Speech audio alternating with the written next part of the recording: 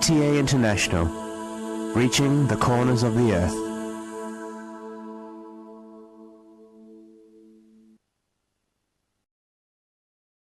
اب حضرت مرزا طاہر احمد صاحب خلیفۃ المسیح رابع امام جماعت احمدیہ ایدہ اللہ تعالی بنصر العزیز کا خطبہ جمعہ ہوگا۔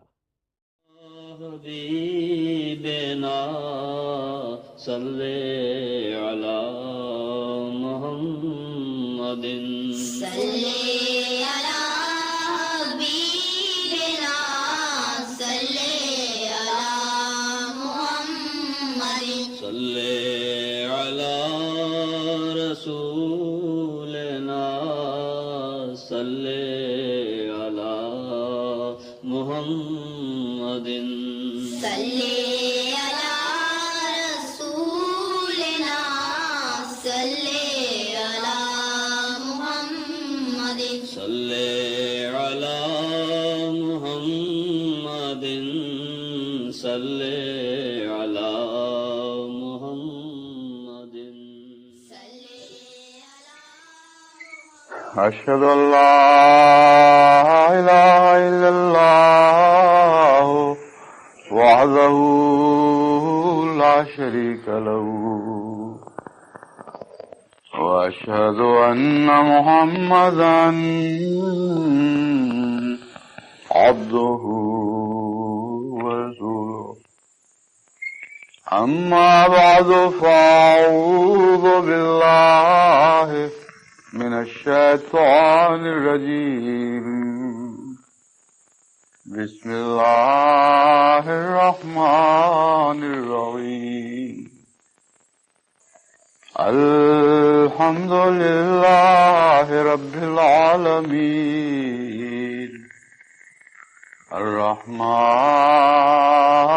الرحيم مالك يوم الدين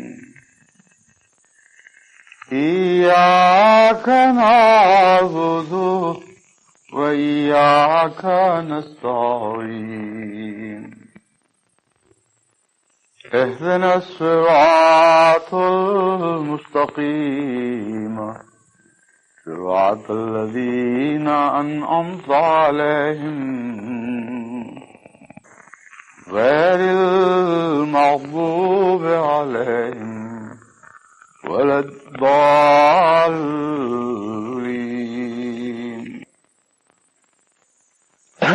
گزشتہ 3 خطبات جمعہ میں نے بعض ایسی تکلیف دہ باتوں کا ذکر کیا تھا جو نظام جماعت کے عدم احترام سے پیدا ہوتی ہیں، تقویٰ کی کمی سے یا علم کی کمی کے نتیجے میں، عام عقل کی کمی کے نتیجے میں چھوٹی چھوٹی باتیں فتنوں کا رنگ اختیار کر جاتی ہیں اور نظام جماعت کے لیے خطرہ بن جاتی ہیں۔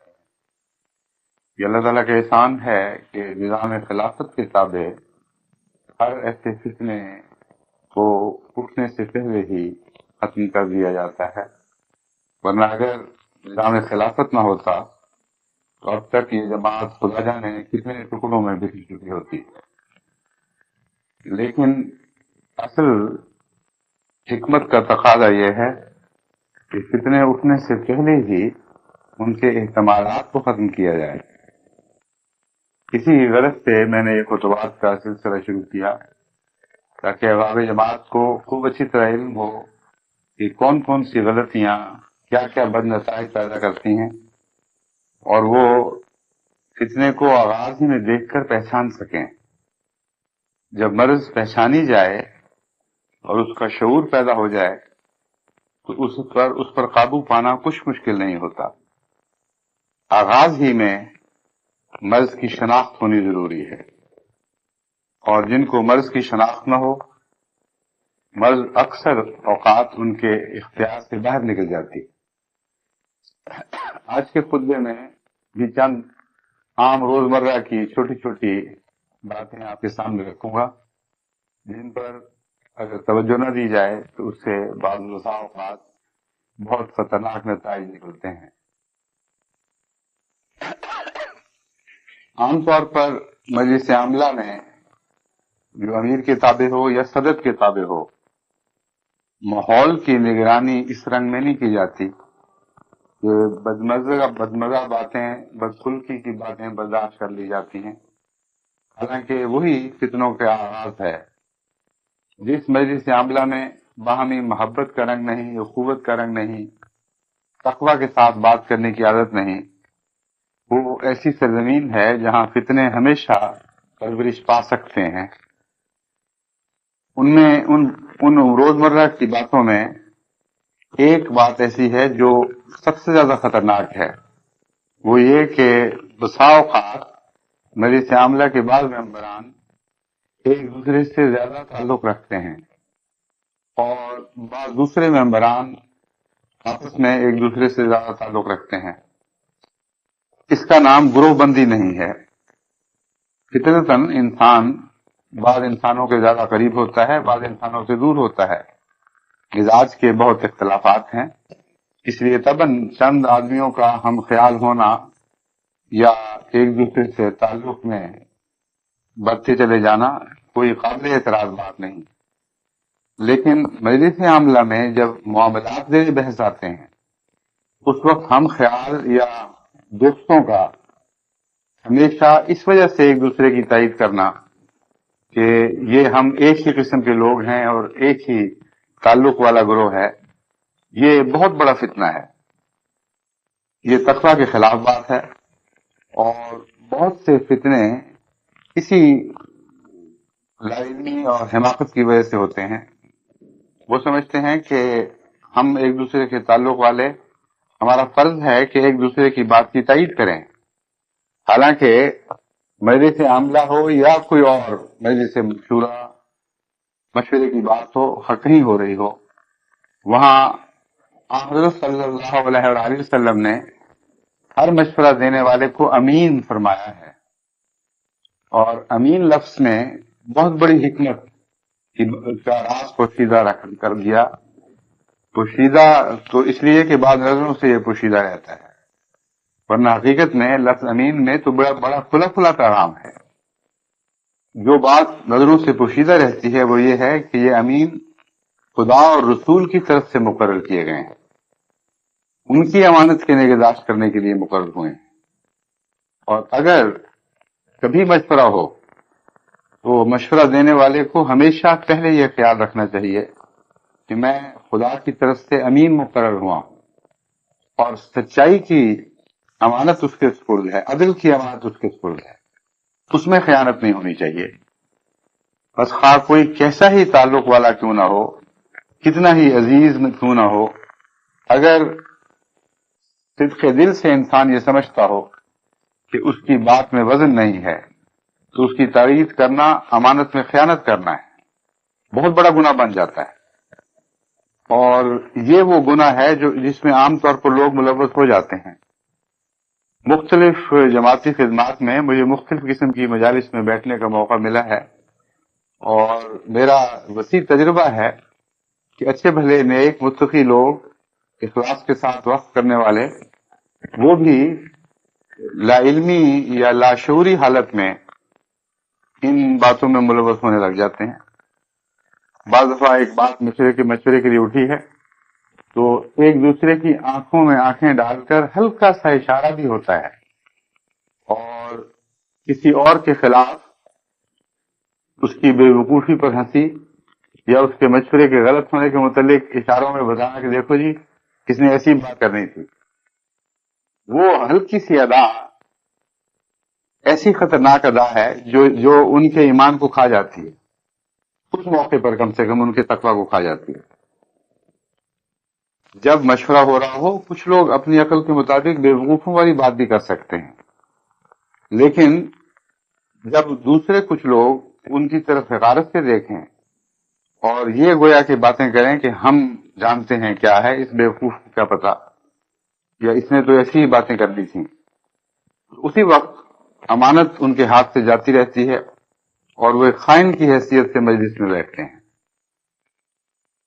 تقویٰ کا تقاضا یہ ہے کہ مجلس میں، جیسا کہ میں نے بیان کیا، مجلس سے عاملہ ہو یا اور مشورے کی مجلس ہو، ہر ایک کو یہ حق ملنا چاہیے کہ وہ تقوی کے ساتھ اپنی بات کرے، اور کسی کو یہ حق نہیں ملنا چاہیے کہ وہ اس کی بات کو تحقیر سے دیکھے۔ ہاں، اختلاف کی نظر سے دیکھنا ہرگز گناہ نہیں ہے۔ اس سلسلے میں ایک اور بات جو میرے دیکھنے میں آئی ہے وہ یہ ہے کہ بعض دفعہ امیر کی اطاعت اور امیر کے ادب کا یہ غلط مطلب سمجھا جاتا ہے کہ امیر کی ہر بات کی ضرور تائید کرنی۔ اس کے نتیجے میں بھی بعض دفعہ اختلافات پیدا ہوتے ہیں اور گروہ بندی ہوتی ہے، کیونکہ مجھے بہت سے ایسے معاملات میں تفصیل سے جائزہ لینا پڑتا ہے، اس لیے جو باتیں میں آپ کے سامنے رکھ رہا ہوں یہ حقائق پر مبنی باتیں ہیں، کوئی خیالی باتیں نہیں۔ ایک ایسی مجلس عاملہ میرے ذہن میں ہے جس میں کچھ ممبران نے یہ پیشہ بنایا ہوا تھا کہ امیر کی ہر بات کی تائید کریں اور اس رنگ میں کریں کہ گویا وہی امیر کے دوست ہیں اور باقی دشمن ہیں۔ اس میں دو قسم کے خطرات ہیں۔ ایک تو یہ کہ اگر ان کی نیتیں صاف بھی ہوں تو امیر یہ سمجھنے لگے گا کہ یہی میرے دوست ہیں اور باقی میرے دشمن ہیں، اور دوسرا ان کی نیتوں کے فتور کا خطرہ بھی ہے۔ بعض لوگ اس طرز عمل سے امیر کو اپنے ہاتھوں میں ڈالنا چاہتے ہیں، اور اگر سادہ لو امیر ہو تو وہ ضرور ان کے ہاتھوں میں کھیلنے لگ جاتا ہے، اور اس کے نتیجے میں بہت بڑا فتنہ پیدا ہوتا ہے۔ پھر جو بات دوسرا گروہ کرتا ہے ان کے دل میں رفتہ رفتہ یہ احساس پیدا ہونے لگ جاتا ہے کہ یہاں پارٹی ہے، اور گویا امیر ایک پارٹی کا خود نگران ہے، ایک پارٹی کو سپورٹ دینے لگا ہے۔ جرمنی والے خطبے میں نے بیان کیا تھا کہ امیر کوئی پارٹی نہیں ہے، وہ ایک ہی پارٹی کا نمائندہ، یعنی خدا کی پارٹی کا، لیکن وہ اس صورتحال کو پیش نظر رکھ کر بیان کیا تھا جو میرے سامنے تھی۔ بعض دفعہ اس کے برعکس ممکن ہے، جب بھی امیر ایسے خوش آمدیوں کی باتوں کے نتیجے میں تقویٰ کی بات کرنے کی بجائے ان کو اپنا ساتھی سمجھنے لگ جاتا ہے اور ان پر اس وجہ سے انحصار کرنے لگتا ہے کہ وہ ہمیشہ اس کی تائید کرتے ہیں، وہیں اس کی پارٹی بدل گئی۔ یعنی ہونا تو اس کو خدا کی پارٹی کا چاہیے تھا، ایسا کہ خلافت اس کی پشت پناہی پر ہوتی، لیکن عملاً وہ اس اعلیٰ برکت سے محروم رہ جاتا ہے۔ مشورے کے وقت یہ وہ خطرہ ہے جس کو صرف امیر ہی کو نہیں دوسروں کو بھی ملحوظ رکھنا چاہیے۔ جب بھی ایک شخص اس وجہ سے تائید کرے کہ گویا وہ آپ کا ساتھی ہے تو اس ذہین آدمی کے لیے اس کو معلوم کرنا مشکل نہیں ہوتا۔ ایسے شخص کا احترام دل میں گرنا چاہیے، نہ کہ بڑھنا چاہیے، اور اس کی بروقت سرزنش کے نتیجے میں اس کی بھی اصلاح ہو سکتی ہے، اور جو باقی ممبران ہیں اس مجلس کے ان کے دل میں بھی یہ بات یقین کے ساتھ گڑ سکتی ہے کہ یہ شخص کسی کا نہیں ہے، صرف خدا کا ہے، سچی بات کا ہے، اور کسی گروہ کی تائید اس لیے نہیں کرتا کہ وہ گروہ اس کی تائید کرتا ہے۔ بس ہر بات میں اگر تقویٰ پیش نظر رہے تو کسی دوسرے جھگڑے کا سوال ہی باقی نہیں رہتا۔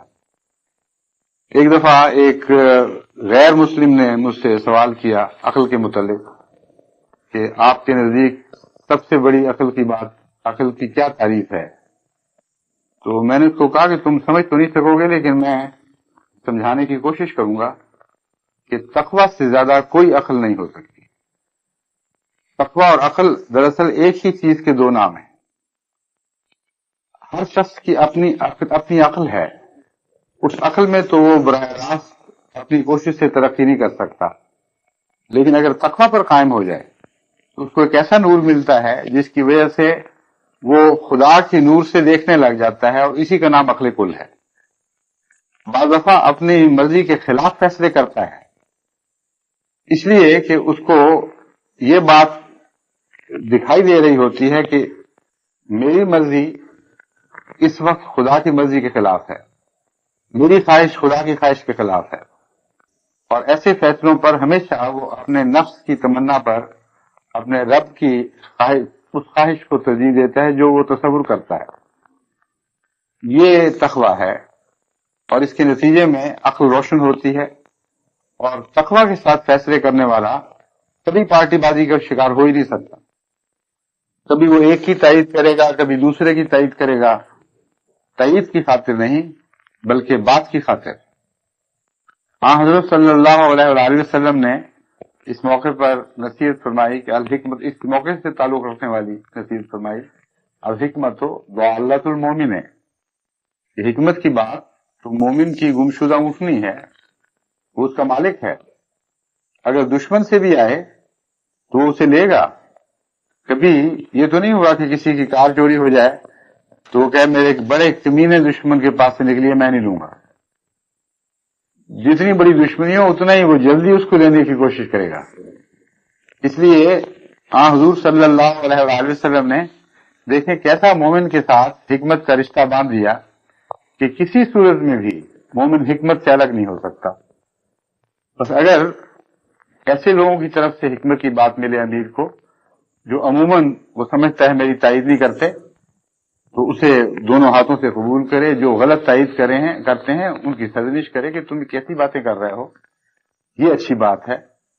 اس کے نتیجے میں اگر خدا نہ خواستہ کوئی فتنے کا فطور پیدا ہو بھی رہا تھا تو وہ زائل ہو جائے گا. ایک اس کے علاوہ ایک ایسی بات ہے جس کا مال سے تعلق ہے.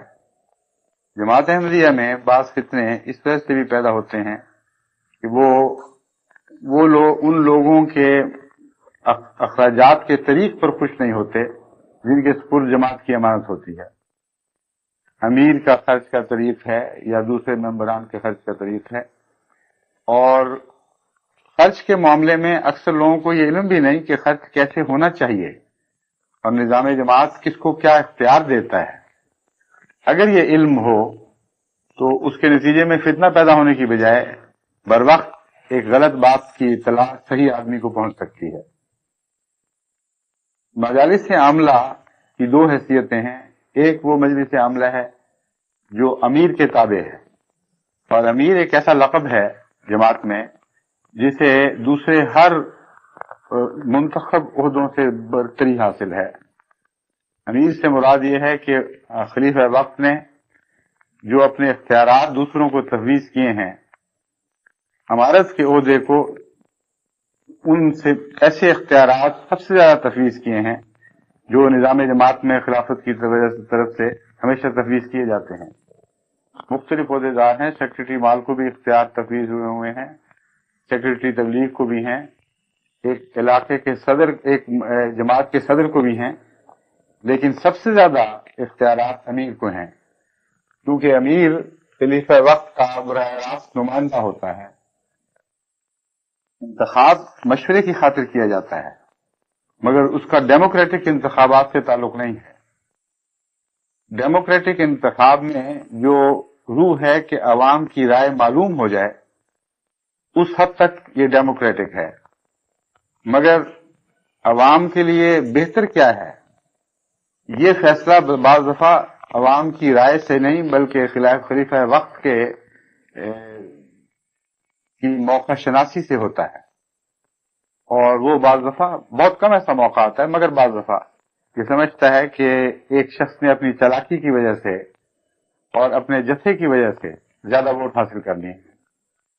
اگر اس انتخاب کو منظور کر لیا گیا تو جماعت میں چالاکیاں، دکھاوے اور جتھہ بندی کی روح کو تقویت ملے گی، کیونکہ وہ خدا کا نمائندہ ہے اس دنیا میں، براہ راست نہیں مگر رسول کی وساطت سے. اس لیے وہ اس نظر سے فیصلے کر رہا ہوتا ہے. اور چونکہ جماعت کا اس کے ساتھ تعلق کسی صدر یا امیر کی معرفت نہیں ہوتا بلکہ ہر فرد بشر کا براہ راست تعلق ہے، اس لیے وہ اس کے فیصلے کو ہمیشہ ترجیح دیتی اور ایک ذرہ بھی پرواہ نہیں کرتی کہ ان کی رائے کو کے مطابق انتخاب کیوں نہیں قبول کیا گیا. یہ وہ ایک دوہرا حفاظت کا نظام ہے جو خدا کے فضل سے صرف جماعت احمدیہ کو دنیا میں نصیب ہے. دنیا کی کسی اور ڈیموکریسی، کسی اور نظام کو یہ دوہری حفاظت کا نظام میسر نہیں. بہرحال اس طریقہ کار پر جو امارت ہے اس کو سب سے زیادہ اختیار خلیفہ وقت کی طرف سے تفویض کیے جاتے ہیں، اور اس کے بعد صدارت ہے، صدر کہتے ہیں جس عہدیدار کو، اس کو بھی اختیارات ہیں نمائندگی کے، لیکن نسبتاً کم۔ وہ کیا کیا ہیں، کہاں کہاں فرق ہے، مجلس عاملہ کا ان سے کیا تعلق ہے، یہ ساری باتیں ایسی ہیں جن کو جماعت احمدیہ کے سامنے خوب کھول کھول کر بیان کرنا چاہیے، کیونکہ دنیا کے 126 ملکوں میں جماعت نافذ ہو چکی ہے۔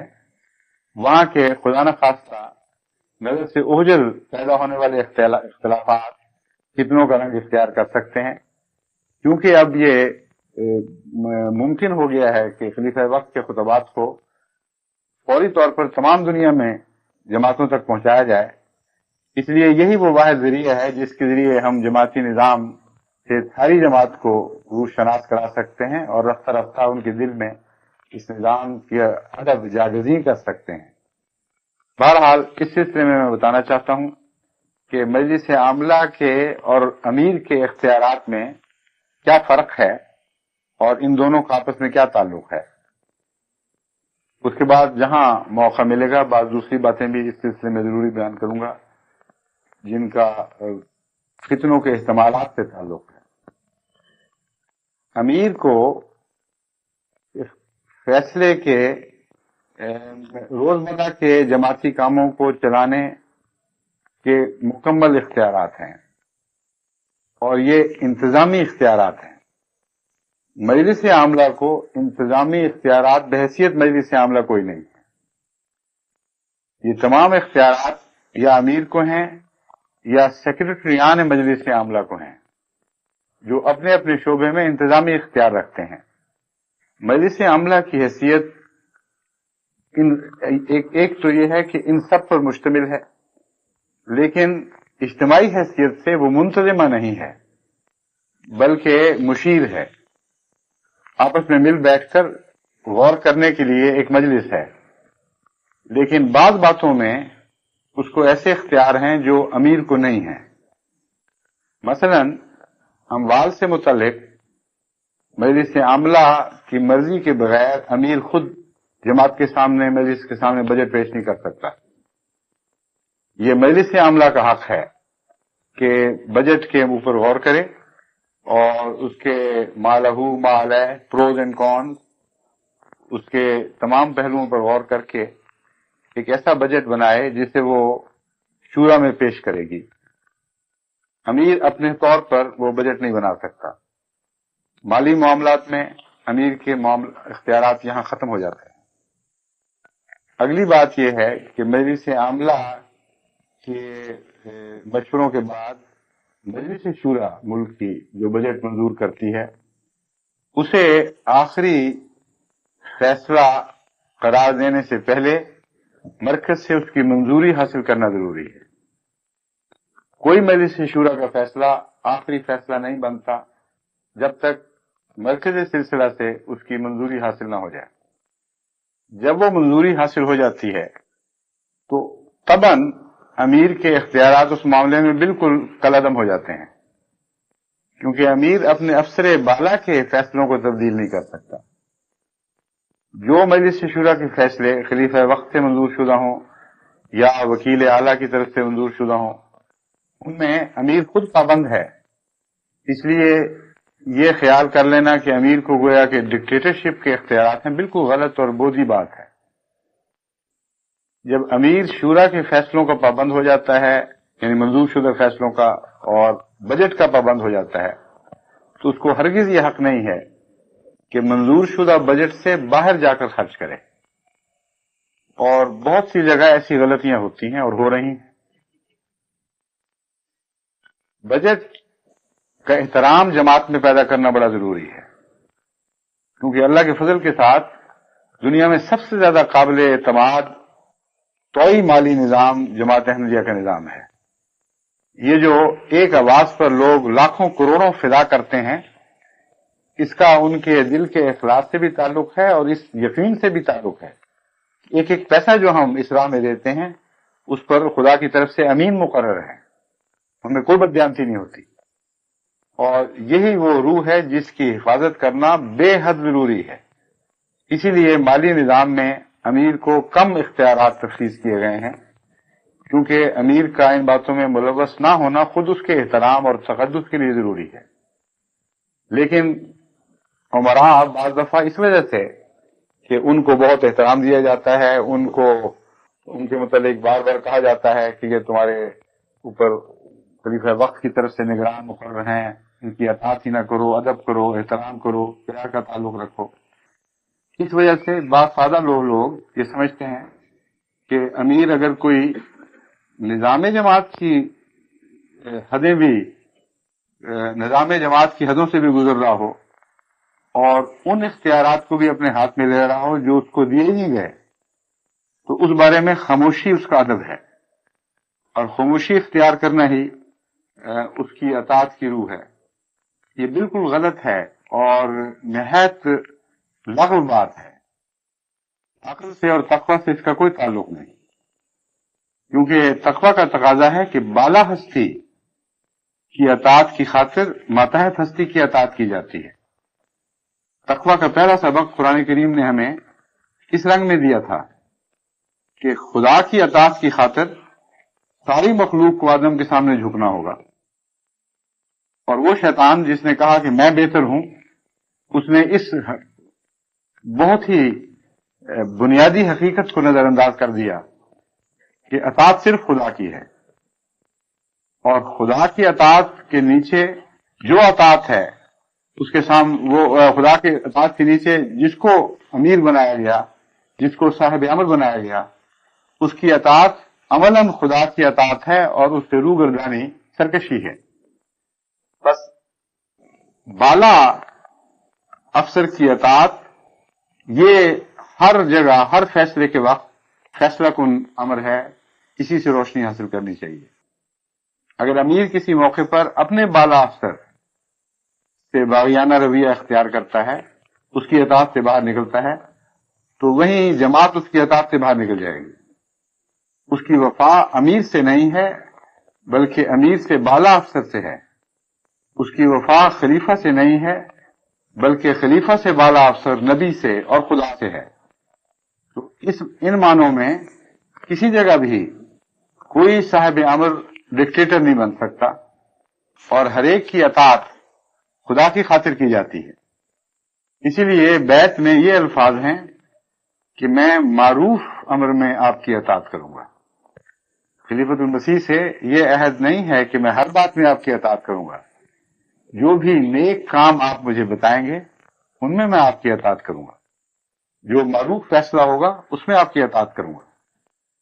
بس نیک کام اور معروف فیصلے سے مراد یہ ہے کہ شریعت کے دائرے کے اندر رہتے ہوئے جتنے احکامات ہیں ان میں تابع فرمان رہوں گا، اور ان سے باہر کی اطاعت کا سوال ہی نہیں، وہ اطاعت شیطانی بن جائے گی.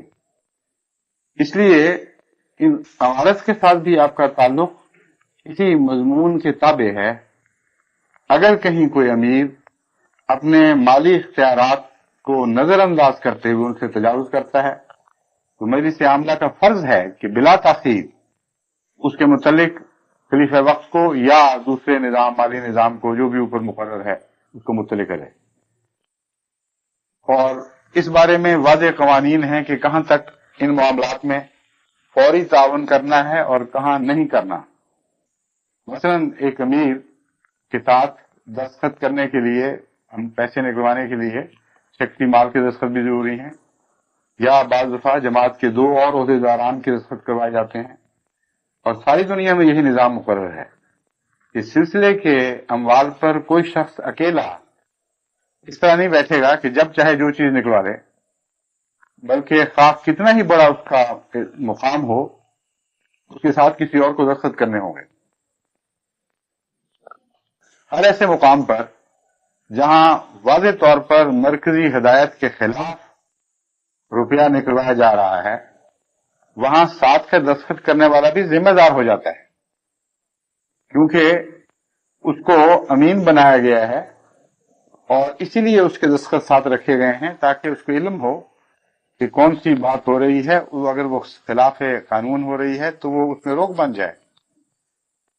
ایسی صورت میں اب تک کی جو میری ہدایت تھی وہ یہ تھی کہ سیکرٹری مال ایسی اگر واضح طور پر امیر کو خلاف قاعدہ رقم نکلاتے ہوئے دیکھے تو دستخط کرنے سے پہلے احتجاج کرے، اگر پھر بھی وہ حکم دے تو پھر دستخط کر دے. لیکن میں سمجھتا ہوں کہ اس معاملے میں مزید احتیاط کی ضرورت ہے. ایسی صورت میں جو دو مشیر ہیں ان کا کام ہے کہ انکار کریں کہ یہ ہم سمجھتے ہیں کہ واضح طور پر خلاف قاعدہ حرکت ہے، اس لیے ہم دستخط نہیں کریں گے، آپ ہماری شکایت اوپر کریں اور ہم بھی اس معاملے کو اوپر بھیجتے ہیں، اور فوری طور پر اس مسئلے کا حل ہو سکتا ہے. آج کل فون اور ٹیلی فونز کے ذریعے رابطے اتنے فوری ہو چکے ہیں کہ دنیا کے کسی کونے سے بھی بلا تاخیر رابطہ ہو سکتا ہے، اور اس قسم کی باتیں شاذ کے طور پر ممکن ہیں. اس لیے کوئی ایسی وجہ ہی نہیں ہے کہ اس کے نتیجے میں بڑا فساد کھڑا ہو. لیکن انکار کرنے کے وقت بھی ادب کا پہلو اور احترام کا پہلو لازمی ہے، اور ایسا شخص جو امیر کے ساتھ دستخط کرنے پر پابند مقرر کیا گیا ہے اگر انکار کرتا ہے تو بڑی بھاری ذمہ داری کو قبول کرتا ہے. شک کی بنا پر اس کو انکار کا حق نہیں ہے. واضح طور پر جہاں وہ خلاف ورزی دیکھتا ہے وہاں اگر وہ انکار کرتا ہے تو پوری ذمہ داری قبول کرتا ہے. اس کو یقین ہونا چاہیے کہ میرا یہ انکار درست ہے. اس میں اور بہت سے پہلو ہیں جن کو نظر انداز کیا جا رہا ہے. مثلا ایک بجٹ مقرر ہوا ہے سفر خرچ کا، ایک بجٹ مہمان نوازی کا ہے، ایک بجٹ کوئی اور بجٹ ہے کسی چیز کا. خرچ تو امیر نے کرنا ہے یا امیر کے تابع جو انتظامیہ ہے.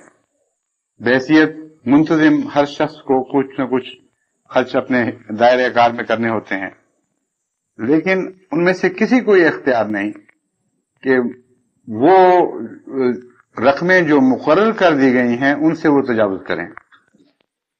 لیکن ہوتا یہ ہے کہ اگر سفر خرچ کی مد پر غیر معمولی خرچ ہو رہا ہے تو کسی اور مد سے رقم خرچ کی جاتی ہے سفر خرچ کے نام پر، یعنی اس مد کے نام پر لیکن سفر خرچ کی. اس معاملے میں یہ ہو ہی نہیں سکتا کہ کسی اور کو علم نہ ہو. جس بجٹ سے خرچ ہو رہا ہوتا ہے وہاں محاسب اس کو دیکھتا ہے، آڈیٹر ہے نظام جماعت کا اس وہ دیکھتا ہے، اور یہ نظام اسی لیے مقرر کیے گئے ہیں کہ وہ بر وقت مرکز کو مطلع کریں کہ کون سے اخراجات اپنے موقع اور محل کے مطابق درست ہیں. بسا اوقات جب میں تحقیق کرواتا ہوں تو رپورٹ آ جاتی ہے کہ جی سب کچھ ٹھیک ہے، کوئی غلطی نہیں، لیکن چونکہ میرے دل میں یہ ایک قسم کی دھڑکا سا لگ جاتا ہے کہ صورتحال درست نہیں ہے، پھر میں تفصیل سے منگواتا ہوں. بعض دفعہ عمرا کو کہتا ہوں کہ مجھے اپنے فلاں اخراجات کے سارے بل بھجوائیں. وقت تو میرا لگے گا مگر مجبوری ہے، جب تک اب میرے دل کو اطمینان نہ ہو جائے کہ مالی معاملات میں سب کچھ ٹھیک ہے اس وقت تک میں مزید آپ کو اجازت نہیں دے سکتا. جب بل منگواتا ہوں تو اس وقت بات سمجھ آتی ہے کہ سفر خرچ پر اگر 1 لاکھ روپیہ خرچ ہونا چاہیے تھا تو 5 لاکھ ہو گیا ہے، لیکن وہ 4 لاکھ سفر خرچ کی مد میں سے نہیں لیا گیا بلکہ فلاں مد میں سے اور فلاں مد میں سے اور فلاں مد میں سے وہ بل ادھر منتقل کر دیے گئے. یہ ناجائز ہے. اور جب پوچھا گیا تو یہ بتایا گیا کہ جی مجموعی بجٹ میں تو گنجائش تھی، ہم نے وہاں سے لے کر خرچ کر دیا. اس کے متعلق 2 باتیں جماعت کو خوب اچھی طرح ذہن نشین کرنی چاہیے. مجلس عاملہ کو اختیار ہے، کسی عہدیدار کو نہیں، کہ بجٹ کے اندر رہتے ہوئے ایک مد سے دوسری مد میں روپیہ منتقل کرے. لیکن مجلس عاملہ کو بھی اختیار نہیں کہ ایک مد کا خرچ بغیر مرکز کو بتائے کسی اور مد میں ڈال دے. یہ بددیانتی ہے، اور یہاں سے آگے پھر بہت قسم کے فتنوں کے رستے کھل جاتے ہیں. اگر سفر خرچ کی مد ختم ہو گئی ہے تو سفر خرچ کی مد کو بڑھانا چاہیے. سفر خرچ کے بل دوسری مد میں نہیں جائیں گے. اور عملاً جو خاموشی کے ساتھ بات کر دی جاتی ہے وہ یہ ہوتی ہے، بجائے اس کے کہ مجلس عاملہ بیٹھے اور یہ فیصلہ کرے کہ سفر خرچ کی مد کو 1 لاکھ کی بجائے ہم 5 لاکھ کرتے ہیں اور زائد 4 لاکھ روپیہ فلاں فلاں مد سے کاٹ کر ادھر منتقل کرتے ہیں، جو ایک جائز بات ہے، اس کی بجائے 1 لاکھ کی 1 لاکھ رہتی ہے سفر خرچ کی مد، اور بل سفر خرچ کے دوسری مدوں میں ڈال دیے جاتے ہیں۔ یہ میں سفر خرچ کی مثال صرف ایک مثال کے طور پر دے رہا ہوں، لیکن دوسری ہر مد سے اسی قسم کی باتیں ہوتی ہیں، یعنی اپنے آپ کو برابر کرنے کی خاطر بیٹھ جاتے ہیں ایک دن امیر صاحب اور ساتھی ان کے مل کے اور کہتے ہیں جی اب زائد خرچ میں تو کس طرح کرنا ہے ٹھیک، کیسا جی فلاں فلاں مد میں ڈالتے چلے جاؤ۔ یہ سراسر بدیانتی ہے۔ بدیانتی سے مراد یہ نہیں ہوا کرتی کہ اپنی جیب میں ڈالا گیا ہے، امانت کی خیانت ہے۔ سلسلے نے بعض قوانین کے تابع ان کو اخراجات کی اجازت دی تھی، ان قوانین کو نظر انداز کیا جا رہا ہے اور دھوکہ دیا جا رہا ہے مرکز کو کہ آپ کے قوانین کے تابع خرچ ہو رہے ہیں۔ بس مجلس عاملہ کے ہر ممبر کو اس بات پر نگران رہنا چاہیے کہ بحیثیت مجلس عاملہ جو اختیارات ہیں ان کے اوپر کوئی اور چھاپا نہ مار سکے، ان اختیارات کو کوئی ناجائز طور پر اپنے قبضے میں نہ کرے۔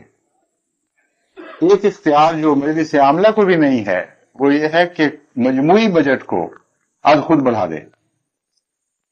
مثلا اگر مجموعی بجٹ 10 لاکھ گلڈرز ہے تو 10 لاکھ گلڈرز کے اندر مددات میں کہیں 50,000 کہیں 10,000 مختلف مددات ہیں جن میں وہ روپیہ تقسیم ہوا ہے۔ اندرونی تبدیلیاں کی جا سکتی ہیں مجلس عاملہ کی طرف سے، انفرادی طور پر نہیں، لیکن 10 لاکھ گلڈر کو 11 لاکھ بنانے کا ان کو کوئی اختیار نہیں۔ اس کے لیے لازماً مرکز سے پوچھنا ہوگا کہ آیا دوران سال ہم بجٹ کو بڑھا سکتے ہیں یا نہیں، اور ان امور میں بھی بعض دفعہ بغیر مرکز کی اجازت کے تجاوز کر دیے جاتے ہیں۔ پھر بار بار یہ سمجھایا گیا ہے کہ اگر آپ کا بجٹ ختم ہونے والا ہے اور آپ کو ضرورت ہے تو پیشتر اس سے کہ آپ کو ضرورت پیش آ جائے اور بجٹ ختم ہو چکا ہو، آپ مجلس عاملہ کی میٹنگ بلایا کریں اور اس میں اپروول لیا کریں، اس کی بجائے سال کے آخر پر جب ہم سب حساب منگواتے ہیں تو پتہ لگتا ہے جی فلاں مد میں مجبوری پیش آ گئی تھی، فلاں میں مجبوری پیش آ گئی تھی، اس کا اتنا منظور کیا جائے، اتنا منظور کیا جائے۔ بعض دفعہ تو نظر انداز کرنا پڑا ہے کیونکہ ابھی پوری تربیت نہیں ہوئی، لیکن اب میں آج خطبے کے بعد یہ بات کھول دیتا ہوں، بہت دفعہ میں ایسی غلطیوں کا نظر انداز کر چکا ہوں، آئندہ نہیں کی جائیں گی، کیونکہ نظام جماعت میں سے مال کے نظام کی حفاظت بے حد ضروری ہے۔ آئندہ سینکڑوں سال کا اس کے ساتھ تعلق ہے۔ جماعت اللہ تعالیٰ کے فضل کے ساتھ جس رنگ میں قربانیاں پیش کرتی ہے وہ بے مثل ہیں، ان کا کوئی دنیا میں کسی اور نظام، کسی اور جماعت میں عشر اشیر بھی دکھائی نہیں دیتا۔ اس مقدس نظام کی حفاظت ضروری ہے اور اس کی حفاظت کے سلسلے میں اخراجات کی حفاظت بڑی ضروری ہے۔ اگر جماعت کو کامل یقین رہے کہ اخراجات کی پوری طرح نگرانی ہو رہی ہے اور سرعموم بھی قوانین سے انحراف نہیں ہو رہا، تو اللہ تعالیٰ کے فضل سے جماعت کو خدا تعالیٰ نے اتنا بڑا حوصلہ عطا فرما دیا ہے اور دین کی راہ میں خرچ کرنے کا ایسا چسکا ڈال دیا ہے کہ پھر سلسلے کے خزانے کبھی بھی ختم نہیں ہو سکیں گے۔ ہر ضرورت جس طرح پوری ہو رہی ہے آئندہ بھی ضرور پوری ہوگی، لیکن جہاں ہماری نیتوں میں فطور آئے گا وہاں یہ صرف برکتیں جاتی رہیں گی۔ بس مالی امور میں چھوٹی سے چھوٹی باتوں میں بھی اپنے ہاتھ میں قانون کو لینا گناہ سمجھنا چاہیے، اور یہ نہیں خیال کرنا چاہیے کہ دیانتداری کی تعریف میں صرف یہ بات داخل ہے کہ روپیہ دین کا ہے، دین پر خرچ کرو۔ حالانکہ دیانتداری کی تعریف میں یہ بات داخل ہے کہ جس بات کے تم مجاز ہو وہی کرو، جس بات کے مجاز نہیں ہو وہ نہ کرو۔ یہاں اگر ہم نے دیانت کی حفاظت کی تو ذاتی اخراجات کا سوال ہی باقی نہیں رہے گا۔ وہ بددیانتی جو دین کے مال کو اپنے اوپر خرچ کرنے پر منتج ہوتی ہے اس کا آغاز اسی قسم کی بددیانتیوں سے ہوا کرتا ہے۔ ایک جگہ بے احتیاطی کی، دوسری جگہ بے احتیاطی کی، رفتہ رفتہ اس بے احتیاطی نے جرت دلا دی، حیا کم کر دی، اور پھر وہ سلسلے کے اخراجات ذات پر بھی ہونے لگتے ہیں. مگر اللہ تعالیٰ کے فضل سے ایسے واقعات جماعت احمدیہ میں بہت شاذ کے طور پر ہیں، اور جہاں بھی ہوئے وہاں اللہ تعالیٰ کے فضل سے سلسلے کا روپیہ واپس ہوا. لیکن یہ تو بہت بعید کی بات ہے. میں آپ کو روزمرہ کی باتوں میں تاکید کر رہا ہوں اور نظام جماعت سمجھا رہا ہوں. میری سے عملہ کے اختیارات ہیں بجٹ کے اندر تبدیلی پیدا کرنا اور اس کے متعلق منظوری لینا ہے. بجٹ کے باہر تبدیلی کا کوئی اختیار نہیں، مرکز کو درخواست کی جا سکتی ہے، اور بجٹ کے اندر رہتے ہوئے خرچ کرنا امیر کی ذمہ داری ہے، اور جہاں وہ تجاوز کرتا ہے وہاں دستخط کرنے والے کو ہاتھ روک لینے چاہیے. اس کا فرض ہے اب کہ وہ امیر سے کہے کہ تم نے افسر بالا کی نافرمانی کی ہے، اس لیے میں اس نافرمانی میں تمہارا شریک نہیں بنوں گا. مرکز سے اجازت لو اور پھر مجھے مطلع کرو، پھر میں دستخط کروں گا. اب اگر سختی سے اس بات کو نافذ کیا گیا تو انشاءاللہ آئندہ جو رجحان ہلکا سا پیدا ہو رہا ہے اس کا ہمیشہ کے لیے قلقمہ ہو جائے گا. مجالس عاملہ کے تعلقات میں ایک بات یہ یاد رکھنی چاہیے کہ امیر کو بعض اوقات مجلس کے فیصلوں کو ویٹو کرنے کا اختیار ہوتا ہے، اور وہ اس وقت ہوتا ہے جب وہ سمجھتا ہے کہ مجلس عاملہ کا یہ فیصلہ جماعت کی اعلیٰ اغراض کے منافی ہے اور جماعت کے لیے بعض خطرات پیدا کر سکتا ہے. اس صورت میں امیر کو یہ اختیار ہے کہ وہ ویٹو کر دے، لیکن امیر کا فرض ہے کہ ویٹو کرنے کے بعد 15 دن کے اندر اندر مرکز کو اس فیصلے سے، اس ویٹو کرنے کی وجوہات سے مطلع کرے.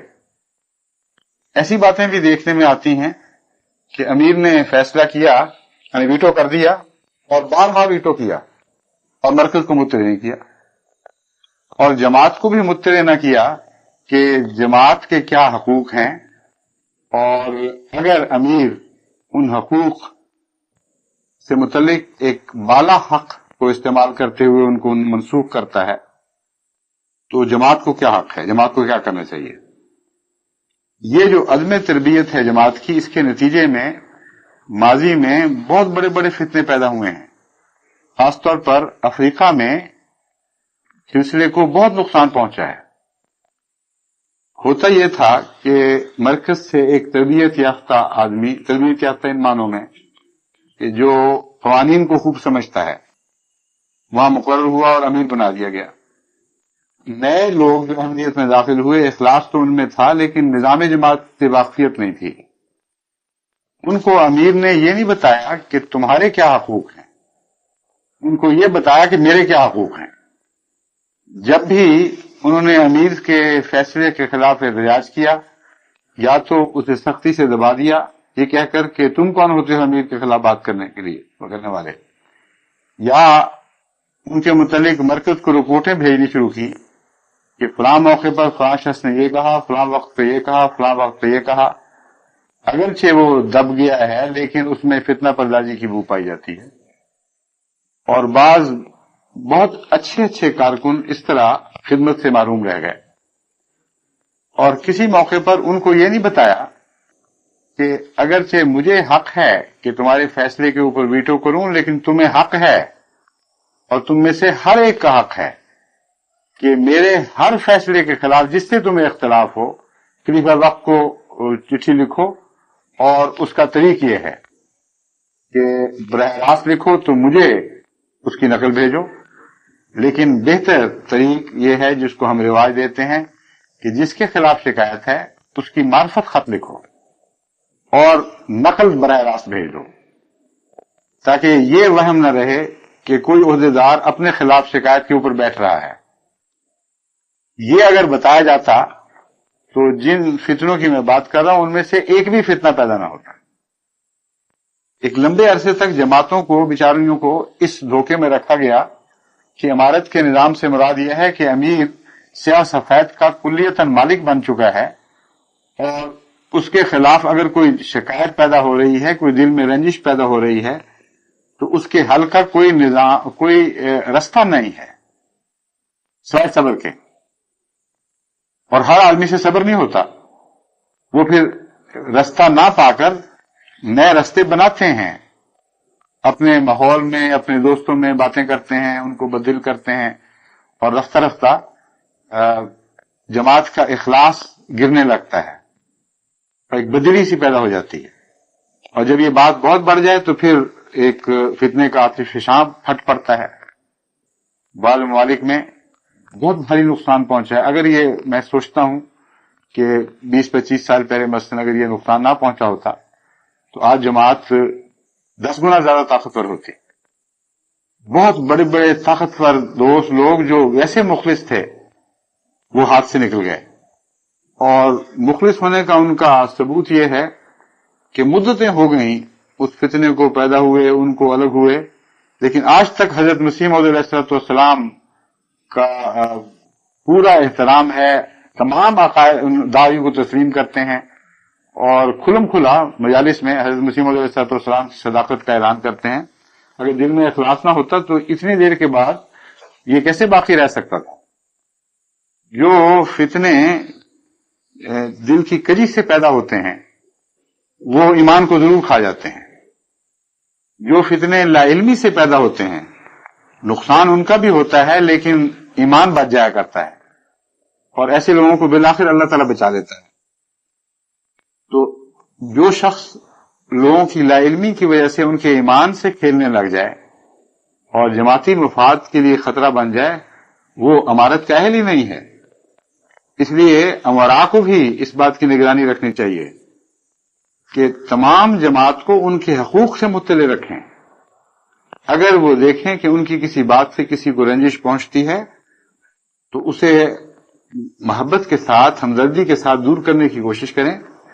اور اگر اصول کا معاملہ ہو اور وہ اس معاملے میں فیصلہ بدلنے کے مجاز نہ ہوں تو پھر ان کو سمجھائیں کہ دیکھو تمہیں بھی اختیار ہے، چٹھی لکھو، میں تمہیں پتے بتاتا ہوں کس کو چٹھی لکھنی چاہیے، میرے خلاف شکایت لکھو اور کھل کر بتاؤ کہ میں نے کیا غلطی کی ہے. پھر تمہیں آپ ہی مرکز سمجھا دے گا کہ کیا اصل بات تھی. تو نظام جماعت میں تو کوئی رخنہ پیدا ہو ہی نہیں سکتا اگر تقوی سے کام لیا جائے، لیکن روح تقوی کی ہے جو کام کرتی ہے. مجلسوں میں کوئی بات بھی تکلیف نہیں دیتی اگر وہ تقوی پر مبنی ہو، اور متقیوں کا اختلاف ہمیشہ رحمت بنتا ہے. حضرت صلی اللہ علیہ وآلہ وسلم نے اس مضمون کو ایک ہی فقرے میں ایسے خوبصورتی سے بیان فرما دیا ہے، مگر افسوس کہ بعض لوگ اس پر نظر نہیں کرتے. فرمایا اختلاف امتی رحمتن، میری امت کا اختلاف جو ہے وہ رحمت ہے. اور دوسرے مواقع پر اختلافات کے خلاف بہت سخت ناراضگی کا اظہار بھی فرمایا. بعض اختلافات ہیں جو امت محمدیہ کے اختلاف ہیں، یہاں امتی کا لفظ جو ہے اس نے مضمون میں جان ڈالی ہے. جو میری امت ہو یہ معنی ہے جو سچے رنگ میں حقیقی طور پر میری ہو، وہ میرے رنگ میں رنگین ہوگی.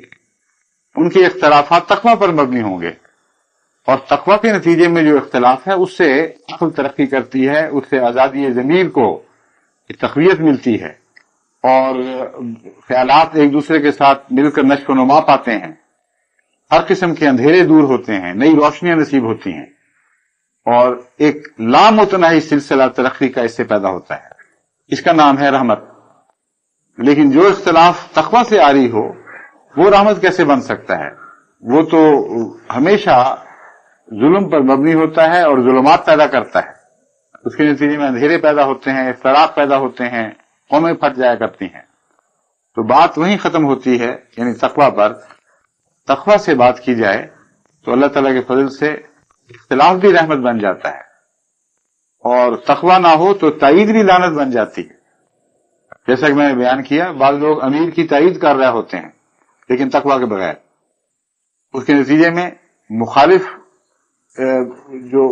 رائے رکھنے والے مجبوراً ایک گروہ بن جاتے ہیں. ان کو گویا کہ تحریک کی جاتی ہے کہ تم اب اکٹھے ہو ورنہ ہم نے تو فیصلہ کر لیا کہ ہر بات میں غلط ہو یا صحیح ہو امیر کی تائید کر کے اس کا جتھا بن جائیں گے. بس ان معنوں میں امیر کا جتھا بن سکتا ہے، لیکن یہ جتھا پھر خدا کا جتھا نہیں ہوگا. عمراء پر بھی بڑی ذمہ داری ہے، وہ ہمیشہ اس بات کے نگران رہیں کہ مشورے میں اللہ کا خوف ہمیشہ دامنگیر رہے اور سچائی کو عظمت دی جائے، کسی دوستی اور تعلق کو عظمت نہ دی جائے. اس قسم کی اور بہت سی باتیں ہیں جو آج مجھے کہنی تھی اور خیال تھا کہ شاید اسی خطبے میں بات ختم ہو جائے، لیکن چند منٹ رہ گئے ہیں میرے خطبے کے مقررہ وقت میں اور ابھی مضمون باقی ہیں. پھر کبھی انشاءاللہ اس سلسلے میں مزید باتیں کروں گا. ایک بات میں یہ بتانی چاہتا ہوں آخر پہ کہ بعض باتیں ایسی ہیں جن کو بے وجہ عمراء مجلس عاملہ میں لا کر اور اپنی ناسمجھی کی وجہ سے یا ناتجربہ کاری کی وجہ سے اختلافات کے بیچ کو ڈال دیتے ہیں اور ماحول مقدر ہونے لگتا ہے. مثلا ایک عہدیدار نے، ایسے مرکزی عہدیدار نے یا علاقائی عہدیدار نے کسی جماعت کا دورہ کرنا ہے جس کے لیے دلوں میں احترام پایا جاتا ہے، تو بعض دفعہ مجلس عاملہ میں امیر رکھتا ہے اس مقامی امیر کہ اس کو کہاں ٹھہرایا جائے، اور اس پر ہی پھر اختلافات شروع ہو جاتے ہیں. بعض لوگوں کی خواہش ہوتی ہے ہمارے گھر ٹھہرے، بعض لوگوں کی خواہش ہوتی ہے ہمارے گھر ٹھہرے، بعض کہتے ہیں کہیں بھی نہ ٹھہرے، ہوٹل میں انتظام ہو. اور اس چھوٹی سی بات پر وہ تکرار شروع ہو جاتی ہے کہ الامان اور النفیس. بڑے بڑے سمجھدار لوگ نہایت ہی احمقانہ باتیں کر رہے ہوتے ہیں، حالانکہ یہ ایسی بات ہی نہیں جسے مجلس عاملہ میں رکھ کر فتنے کا موجب بنایا جائے. مجلس عاملہ کو اس فیصلے کا اختیار ہی نہیں ہے کہ آنے والے مہمان کو کہاں ٹھہرائے. جس کا مجلس کو اختیار ہی نہیں ہے اس کو اس کا مبحث بنانے کا کیا حق ہے. مجلس عاملہ میں ان معنوں میں مشورہ کے لیے بات رکھی جا سکتی ہے کہ آپ مجھے مشورہ دے دیں، آنے والے کا فیصلہ ہے، وہ جہاں چاہے گا ٹھہرے گا. آپ میں سے جو کسی کے مشورے ہوں گے وہ میں ان تک پہنچا دوں گا، لیکن یہ ایسا امر نہیں ہے جس میں مجلس عاملہ فیصلہ کرنے کی مجاز ہے. اس کا کہیں بھی کوئی نظام جماعت میں ذکر نہیں کہ مجلس عاملہ کی ذمہ داریوں میں یہ بھی ہے کہ آنے والے مہمان کے متعلق فیصلہ کرے اس کو کہاں ٹھہرایا جائے، یہ کون اس کی مہمان نوازی کرے گا. یہ جو ایسی باتیں ہیں جن کے متعلق مہمان نوازی کی حد تک تو امیر کا کام ہے، وہ فیصلہ کر سکتا ہے. سیکرٹری ضیافت موجود ہے، سیکرٹری ضیافت کا کام سیکرٹری ضیافت ہی کرے گا، اور امیر یہ اس کو ہدایت کر سکتا ہے کہ یہ کام کرو یہ نہ کرو. لیکن امیر کو یہ بھی اختیار نہیں ہے کہ مرکز کی منظوری کے بغیر سیکرٹری ضیافت کے کام دوسروں کے سپرد کرے. اس سے بھی میں نے دیکھا فتنے پیدا ہوئے ہیں. اچھا ہوا ضمن اس بات کا ذکر چل پڑا، میں یہ بھی سمجھاتا چلوں کہ سیکرٹری ضیافت کا کام سیکرٹری ضیافت اور ہو اور اس کا کام کسی اور کے سپرد کر دیا جائے، یہ فیصلہ امیر کا ویسا ہی ہوگا جیسے سفر خرچ کے بجٹ میں جو بل پڑنے چاہیے وہ بل اٹھا کر کسی اور مد میں داخل کر دے. مدیں بدلنے کا امیر کو اختیار نہیں ہے. اس لیے اگر سیکرٹری ضیافت اس بات کا نااہل ہے کہ امیر کی ہدایات کے تابع وہ ضیافت یعنی مہمان نوازی کے حق ادا کرے، تو بروقت امیر کو چاہیے کہ مرکز میں لکھ کر وجوہات اس کی تحقیق کروائے یا مرکز سے فیصلہ لے کہ اس کو بدل دینا چاہیے. لیکن یہ نہیں ہوگا کہ ایک عہدہ کسی کے پاس رہے اور اس کو اس طرح ذلیل کیا جائے کہ عہدہ تو تمہارے پاس رہے گا، کام ہم تم سے نہیں لیں گے، کام کسی اور کے سپرد کر دیں گے. اس کے نتیجے میں بھی بے اطمینانی بڑھتی ہے اور نفرتیں پیدا ہوتی ہیں. بس امارت کا کام کوئی آسان کام نہیں ہے. آپ سب لوگ مل کر محبت اور تقوی سے امیر کی مدد کریں، اور ان باتوں میں اگر امیر غلطی کرتا ہے تو چونکہ میں اب آپ کو تفصیل سے سمجھا رہا ہوں، آپ بھی ادب اور احترام سے اس کو سمجھائیں. لیکن یہ یاد رکھیں کہ اگر اس کے باوجود امیر اپنے ان اختیارات سے تجاوز کرتا ہے جو اسے ملے ہوئے ہیں اور وہ اختیارات حاصل کرتا ہے جو اسے ملے نہیں، تو پھر جماعت اس کی اطاعت سے اس حصے میں باہر ہے، اور उस सूरत में जमात का फर्ज है कि फौरी तौर पर मरकज़ी सिलसिला को मुत्तले करे कि ये सूरत पैदा हो रही है जो बहुत खतरनाक है। इस मरकज़ का काम है कि अगर इस्लाह तलब मामला है तो इस्लाह करे, वरना उस अमीर को दूर हटा के किसी और को मुकर्रर करे। बस वो जो बाज़ दफा सादगी में, जैसा कि मैंने बयान किया, उस बेचारे को पता ही नहीं कि कौन सा मशवरा क्या हैसियत रखता है। ये जो पहलू है इसको मजीद खोलने की जरूरत है। मशवरा लेना मना नहीं है मजलिस आमला से। असल सूरतों में अमीर को मजलिस आमला में बातें खोलनी चाहिए और वहां से मशवरा हासिल करना चाहिए, लेकिन मजलिस आमला को फैसले का इख्तियार नहीं है उस मामले में। इसलिए जहां फैसले का इख्तियार नहीं, वहां अमीर को यह पाबंद नहीं कर सकती कि तुमने चूंकि हमसे मशवरा दिया था इसलिए अब उसी जगह ठहराओ जहां हम समझते हैं, हमारी अक्सरियत समझती है। ये इसका अक्सरियत के साथ कोई दूर का भी ताल्लुक नहीं है। जो मशवरे हैं अमीर सुनकर मुतवक्का मेहमान के को लिख दे कि ये आरा आई थी, आपने ठहरना है, आपकी मर्जी है, जहां चाहे ठहरें, लेकिन इन बातों को मलहूज रख लें। अगर ऐसा हो तो खुदा के फजल से किसी जगह भी कोई बदमज़गी पैदा नहीं हो सकती। मुझे याद है वक्फ जदीद या खुदाम अहमदिया या अंसारुल्लाह के दौरों के वक्त कई दफा ऐसा मेरे साथ भी हुआ करता था। बाद में लोग आते थे कि जी हमने तो कहा था वहां ठहराएं, लेकिन इन्होंने यूं किया। मैंने कहा तुमने कहा था तो तुम्हें इख्तियार किसने दिया है कि तुम इतने मोतबर बन जाओ कि जरूर तुम्हारी मर्जी चले? नहीं ठहराया तो क्या फर्क पड़ता है? मुझे तकलीफ हुई है, तुम्हें को तकलीफ हो रही है। मैंने खुशी से कबूल कर लिया, बात खत्म हुई। अब तुम्हें कोई हक नहीं कि लोगों के कान भरो या मेरे कान आके भरो कि जनाब हमने तो आपके लिए अच्छी जगह तजवीज की थी। ये ऐसे लोग हैं कि इन्होंने जान के आपको खराब करने के लिए फला जगह रखी है। ये छोटी छोटी कमीनी बातें हैं। जमात बहुत बुलंद मुकाम की जमात है, खुदा की जमात है। ऐसी बातें करें जो खुदा लगती हों, ऐसी बातें कहें जो खुदा वालों को ज़ेब देती हों। अपने मर्तबे और मुकाम को पहचाने और उस मुकाम पर रहें जो जिसकी आपसे तवक्को की जाती है। फिर इंशाअल्लाह ताला कोई फितना आपके अंदर आ नहीं पा सकेगा। अल्लाह ताला हमें इसकी तौफीक अता फरमाए।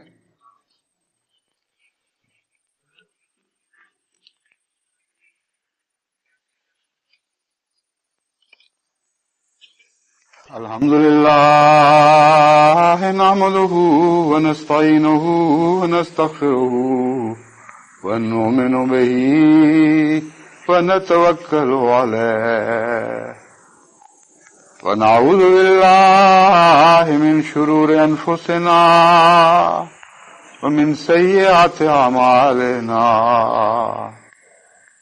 मन यहदिहिल्लाहु फला मुदिल्ल लहु व मन युद्लिल्हु फला हादिय लहु व नशहदु अल्ला इलाहा इल्लल्लाहु वहदहु ला शरीक लहु